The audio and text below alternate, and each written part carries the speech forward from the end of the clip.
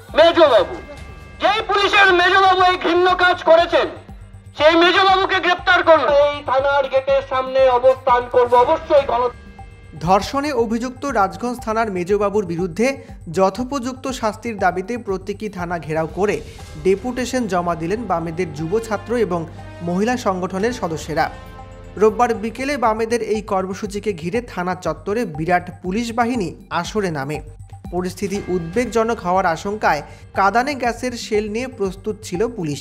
রাজগঞ্জ বাজার পরিক্রমা করে থানায় বিক্ষোভ দেখিয়ে ডেপুটেশন জমা দিয়ে কর্মসূচি শেষ করেছেন বামেরা।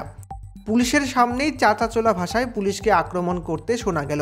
ডিওয়াইএফআই এর জলপাইগুড়ি জেলা সম্পাদক শুভায়ু পাল বলেন, ডেপুটেশন দিতে গিয়ে শুনলাম অভিযুক্ত এসআইকে সাসপেন্ড করা হয়েছে, তবে আমরা দাবি জানাই অবিলম্বে উনাকে গ্রেপ্তার করে তদন্ত শুরু হোক। সমস্ত কিছু আপনারা জানেন কিন্তু ধরেন না, কারণ কাটমানিটা মাসের শেষে আসে ওখান থেকে। যারা রক্ষা করবেন তারা আজকে ভক্ষকে পরিণত হয়েছে। পুলিশের উপর মানুষ ভরসা করবে, তাদের জীবন জীবিকা তাদের সম্মান রক্ষা করবে পুলিশ, এটা স্বাভাবিক। কিন্তু সেই পুলিশ প্রশাসনের একজন মেজবাবু, তার বিরুদ্ধে অভিযোগ তিনি একজনকে বাড়ি ডেকে নিয়ে এসে তাকে ধর্ষণ করেছেন। এটা অভিযোগ, মারাত্মক অভিযোগ। এই আস্পর্ধাটা, এই সাহসটা আসে কোথা থেকে? আসে তখনই যখন এরা বোঝে যে এই রাজ্যতে আমরা যা খুশি করে বেড়াবো, কিন্তু দিনের শেষে আমাদের সাজা হবে না, আমরা আইনের আওতার মধ্যে আসবো না। কিন্তু আমরা আজকে প্রতীকীভাবে এখানে এসেছিলাম। আমরা এই পুলিশ কর্তাদের, প্রশাসনকে এটা জানাতে চাই যে এই ঘটনা যদি আজকে অন্য কোথাও হতো, সবার আগে কি কাজ করতো?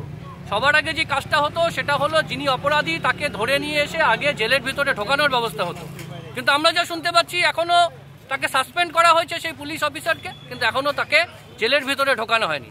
আমরা তো আশঙ্কা করছি যার বিরুদ্ধে এই অভিযোগ তাকে ভয় দেখানোর কাজ হবে, তথ্য প্রমাণ লোপাট করা হবে।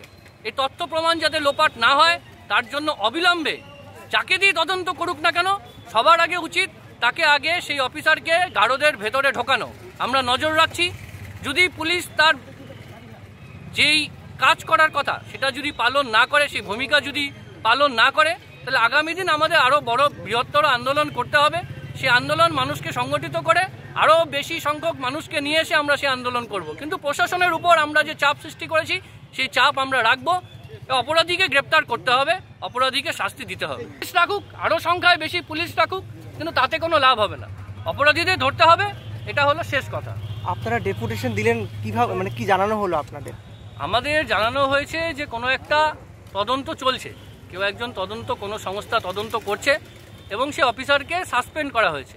কিন্তু আমাদের কথা হলো এই সাসপেন্ড করে কোনো লাভ নেই, যে অপরাধ করেছে তাকে আগে গ্রেপ্তার করুন।